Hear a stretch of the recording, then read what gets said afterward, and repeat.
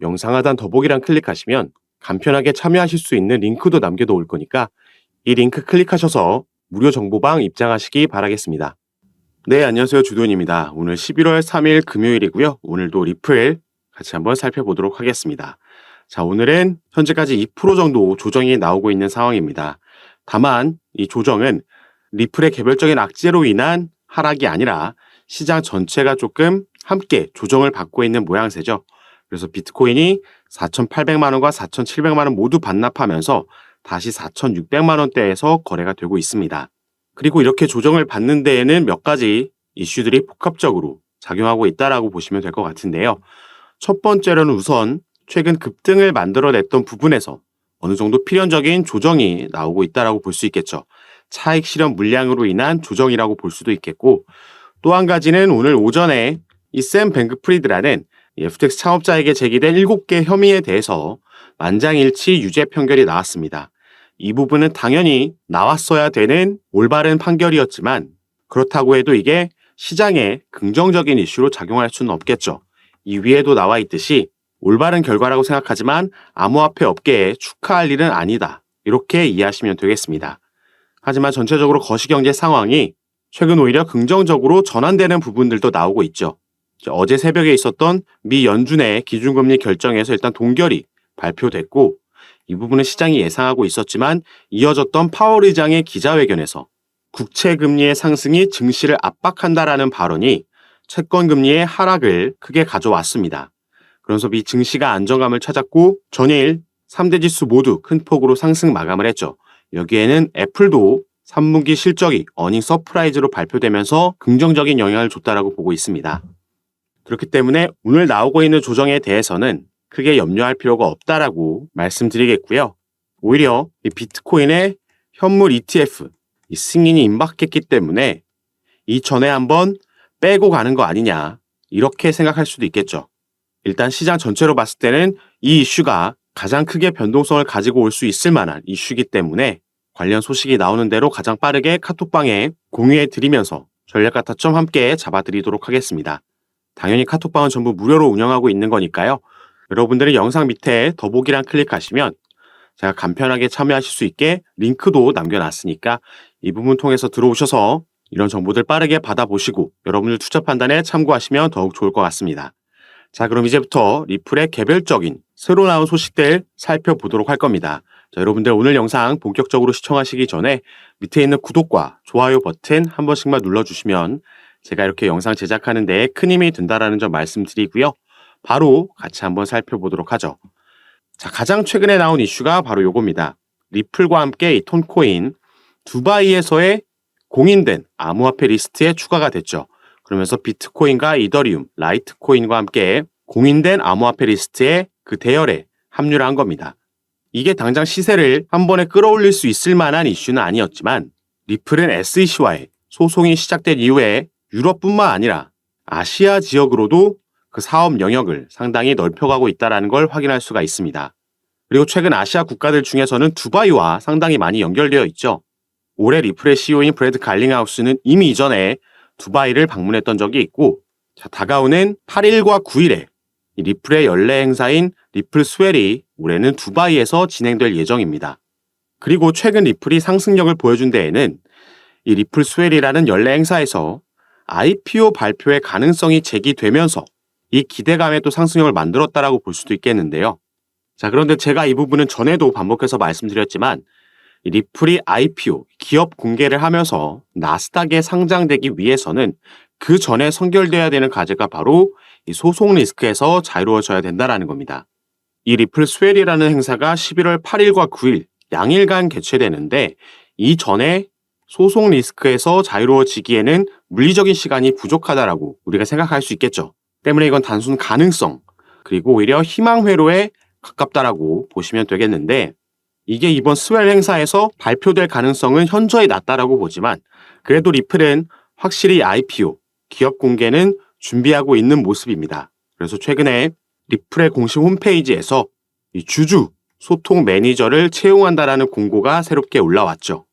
그래서 일단 이 리플에서 공식적으로 우리 IPO 하겠다, 기업 공개 하겠다라고 선언을 해도 이게 당장 되는 게 아니라 최소 9개월에서 1년 이상 소요되는 작업이기 때문에 당장은 아니지만 이 안에 소송을 마무리하겠다라는 의지가 담겨 있고 이 IPO를 준비하고 있다는 걸 확인할 수가 있습니다. 자, 이러면서 최근 또 한 번 이 소송에서 합의에 대한 가능성이 또 한 번 언급이 되고 제기가 되고 있는데요. 그래서 오늘 영상에서는 이 부분까지 지금 이 얘기가 다시 나오고 있는 근거와 정황이 있기 때문에 오늘 영상에서 함께 살펴보면서 설명드릴 수 있도록 하겠습니다. 제가 최근에 이런 소식을 전달해 드렸습니다. SEC가 항복했다. 바로 이 부분이 현재 리플이 소송을 벌이고 있는 이 SEC 미국의 증권거래위원회에서 리플사뿐만 아니라 리플의 경영진과도 개별적으로 소송을 진행하고 있었는데 이 경영진에 대한 소송을 취하하겠다라는 입장을 밝혔었죠. 그리고 여기에 대해서 이 소송을 관장하고 있는 토레스 판사가 이와 같이 공식 문건을 통해서 granted, 승인을 했습니다. 그리고 이 승인한 문서에 보시면 이 11월 9일이라는 날짜가 나와 있죠. 이 11월 9일이라는 날에 양측이 브리핑 스케줄을 제출하라는 내용이 들어가 있는 겁니다. 그리고 이 날짜는 토레스 판사가 임의로 지정한 날짜가 아니라 SEC에서 먼저 제안한 날짜입니다. 그래서 이 부분 오늘 같이 한번 살펴볼 건데요. 이게 바로 합의와 또 관련이 있는 내용이기 때문에 바로 한번 살펴보도록 하겠습니다. 자, 여기에 보시면 이 SEC가 현재 이 소송을 관장하고 있는 아날리스 토레스 판사에게 공식 서한을 통해서 이 리플 경영진에 대한 소송 취하 의사를 밝혔습니다. 그리고 그 공식 서한 안에 바로 이런 내용이 들어 있었기 때문에 지금 합의에 대한 가능성이 다시 얘기가 나오고 있는 건데요. 자, 여기에 보시면 The SEC and Ripple intend to meet and confer on a potential briefing schedule with respect to the pending issue in the case.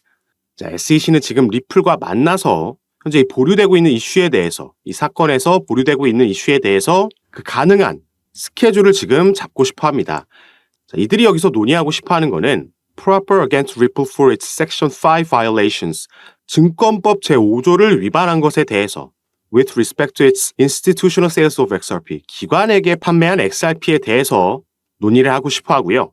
이 11월 9일까지 정확하게 날짜를 지정해 놨죠. 이때까지 법원에 논의 일정을 제안을 하거나 아니면 양측이 동의할 수 없을 시에는 법원의 브리핑 일정을 요청하겠다. 이런 내용이 이 공식 서한 안에 담겨 있었다라는 겁니다. 자, 이걸 다시 말해서 이 리플과 SEC가 만나서 최근 받아들였던 7월 달에 나온 약식재판 판결에 대해서 그 중에서도 이 SEC가 승소한 부분, 이 기관 판매에 대한 약 7억 달러 규모의 XRP가 증권에 해당한다라는 것, 이게 증권법 5조를 위반했다라는 것에 대해서 논의를 하고 싶어 하는 건데, 자, 이미 SEC에게 유리하게 나온 이 판결에 대해서 논의를 하고 싶다라는 건 이게 지금 벌금 합의에 대해서 얘기하고 싶어 하는 거 아니냐라는 의견들이 지금 나오고 있는 겁니다. 자, 그래서 사실 여기에 대해서 조금 긍정 회로를 우리가 돌려봤을 때 합의를 하면 SEC에게 득이 되는 건 뭘까요? 자, SEC는 지금 리플과의 소송에서만 연패를 일단 기록하고 있죠. 약식재판 판결문에서도 이 개인에게 판매된 2차 시장 판매는 증권이 아니다라는 판결문을 받아들이면서 가장 먼저 1패를 떠안았고 중간 항소에 대해서도 기각, 명령이 나오면서 2패가 됐습니다. 그리고 본인들 스스로 이 경영진에 대한 소송을 취하하면서 지금 3대 빵으로 지고 있는 거죠. 리플에게만 벌써 이렇게 연패를 기록하고 있고 여기에 추가로 최근 그레이스케일의 소송건에서도 패배를 기록했습니다. 이 비트코인 현물 ETF로의 전환건에 대해서 법원이 재검토하라고 SEC에게 명령을 내렸죠. 그리고 SEC는 최근 여기에 대한 항소를 할 수 있는 기간 안에 아무런 움직임도 가져가지 않으면서 사실상 항소 포기를 선언했고 자, 이 부분이 이제 효력을 갖게 됐습니다. 자, 그럼 이런 상황에서 SEC가 만약에 벌금 합의를 하게 된다라면은 적어도 기관 투자자들에게 판매된 건 증권이다라는 판례를 만들 수 있으면서 추가 망신을 피할 수 있게 되는 거죠. 그리고 리플이 득을 볼 수 있는 건 너무나도 명확합니다. 여기에 대한 벌금은 지불하더라도 일단 이 소송 리스크라는 그동안 계속해서 XRP의 발목을 잡았던 가장 큰 리스크에서 해소되면서 이 부분이 해결되면 전부터 꾸준히 말씀드렸던 기업 공개, IPO가 본격적으로 진행이 될 수 있겠다. 그러면서 대규모 투자 자금, 나스닥으로 상장되는 기업이 되면서 엄청난 상승 모멘텀을 경험할 수가 있을 겁니다.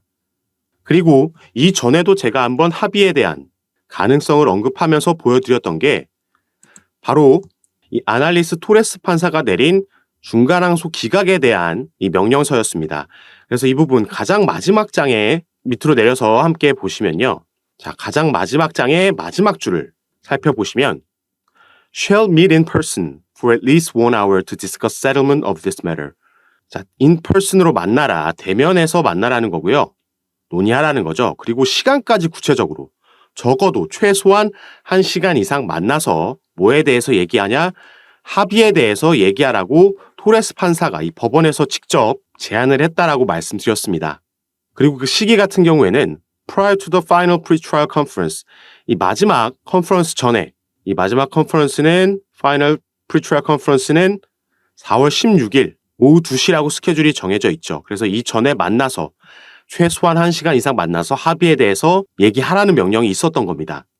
그래서 이 중간항소 기각 명령이 내려왔을 때 이 공식 서한을 보고 제가 이렇게 구체적인 데드라인까지 정해져 있는 거였기 때문에 자, 이전에 이들이 만나서 합의할 가능성이 있다. 하지만 이게 당장 올해 안에 일어나기는 힘들다라고 보였고 그래서 내년 1분기 말에서 2분기가 시작되자마자는 여기에 대한 기대감이 또 한번 형성될 수 있겠다라고 말씀드렸는데 이번에 SEC가 경영진에 대한 소송을 취하면서 또 한번 같은 맥락에서의 흐름이 나왔기 때문에 오늘 여러분들께 영상을 통해서 공유해 드리려고 이렇게 가지고 왔습니다.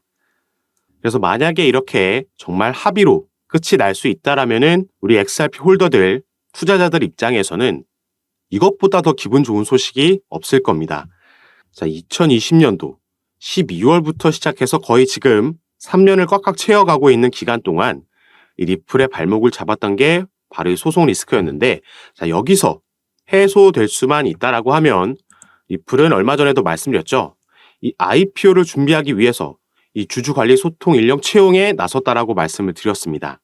기업 공개를 하고 나스닥에 상장되고 나서 반드시 필요한 포지션에 채용을 나선 거기 때문에 이게 가장 리플 개별적으로 우리가 기대해 볼 수 있을 만한 이슈라고 말씀을 드렸고요. 리플은 올해 4월부터 이미 비공개 로드쇼를 뉴욕에서 개최하면서 대규모 투자 기업들과 만남의 자리를 가졌었습니다.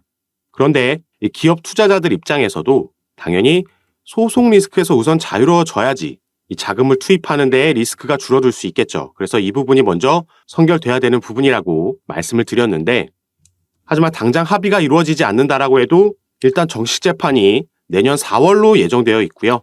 이게 또 배심원 판결로 진행될 예정이 있기 때문에 또 한 번 리플이 승소할 가능성이 높다라고 보고 있습니다. 어쩌면 SEC도 이 부분을 인지하고 있을 거고 그렇기 때문에 추가 패배, 추가 망신사를 경험하지 않기 위해서 그 전에 벌금 합의에 도달할 수도 있다라는 가능성에 대해서 오늘 말씀드렸고 XRP 시세 같은 경우에는 700원 돌파가 쉽지 않은 모습을 보여주면서 답답해 하시는 분들이 많으시겠지만 너무 일봉 보면서 일희일비하실 필요 없다라고 어제 영상에서도 말씀드렸습니다. 일단 시장이 가장 기대하고 있는 비트코인의 현물 ETF 승인 소식이 얼마 남지 않았다라고 전망들이 나오고 있기 때문에 이 이슈로 리플은 충분히 700원 돌파에 성공할 것으로 예상해 볼 수 있고 전체적으로 시장이 조금 살아남에 따라서 리플도 최근 급등하는 시가총액이 작은 코인들이 아니라 전체적으로 커다란 시장의 움직임 안에서 그 흐름과 함께 갈 거라고 생각해 주시면 좋을 것 같고요. 자, 그리고 이 영국의 크립토 인사이트라는 이 차티스트의 차트 분석을 하나 가지고 왔는데요. 자, 이 부분 보시면 리플 XRP의 주봉 차트입니다. 자, 전에도 제가 말씀드렸듯이 리플은 우리가 리또속이라고 하면서 계속 안 오르는 것 같지만 실제로 이 팩트를 바라봤을 때 계속해서 이 저점을 높여가는 움직임을 가져가고 있습니다. 저점을 높여가고 있다는 건 우상향하고 있다는 거죠. 그리고 여기서 긍정적인 신호가 하나 더 포착된 건 바로 이 밑에 RSI 부분, 여기서의 골든 크로스가 나와줬다는 겁니다. 그렇기 때문에 이 크립토 인사이트라는 차티스트는 16일 내에 이 XRP가 비교적 큰 폭의 상승을 보여줄 것으로 예상한다라고 이런 차트를 공유한 거고 이 XRP가 주봉으로 봤을 때 이 RSI에서 골든 크로스가 나온 건 지난 7월이 마지막입니다. 자, 당시에 1,000원을 넘게 상승력을 만들어내면서 연중 최고치를 갈아치웠었죠. 그리고 XRP의 미결제 약정도 지난주에 바닥권에서 맴돌았기 때문에 이 부분도 2, 3주 안에 크게 늘어날 것이라고 예상하고 있는 거죠.